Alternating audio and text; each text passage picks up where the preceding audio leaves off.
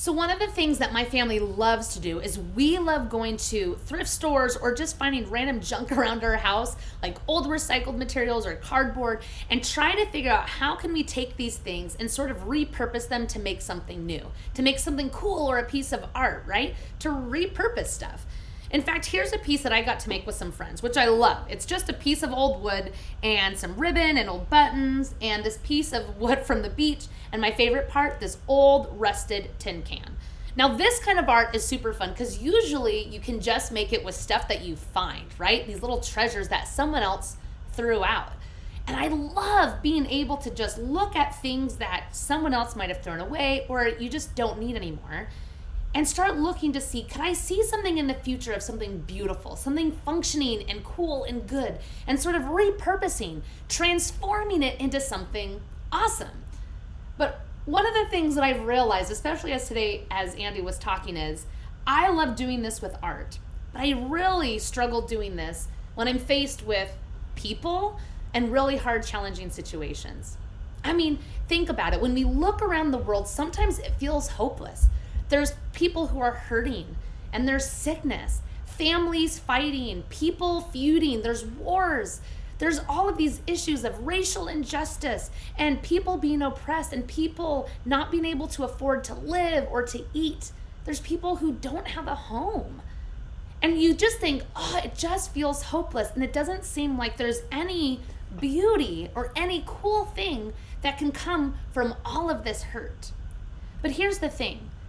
Jesus came to the earth and he died on the cross to restore all of that, to restore us, to heal us, to bring hope to the hopelessness of the world. And as followers of Jesus, a lot of times we talk about this hope like it's in the future. About one day if we choose to follow Jesus, one day when we die, we get to be with Jesus. And that is true. There's something beautiful in that, and the beautiful idea that one day God is going to transform this world in the future. But that picture isn't complete, because just like Andy talked about today, God is actually king now. He is reigning over this earth now, which means God is already transforming the brokenness of this world now. It's just not fully complete yet. And as citizens of heaven, we don't have to just live hopelessly and not even trying to help because we think that we can't and that the problems are too big. In fact, as citizens of heaven, just like Andy talked about today, the hope that we have and who God is and this future hope actually calls us to start bringing this hope now. That God wants to use you and I, no matter how old or young we are, he wants to use us to bring that future hope of what God is going to do eventually completely, to bring it to our families and our friends and our schools and all of our community now.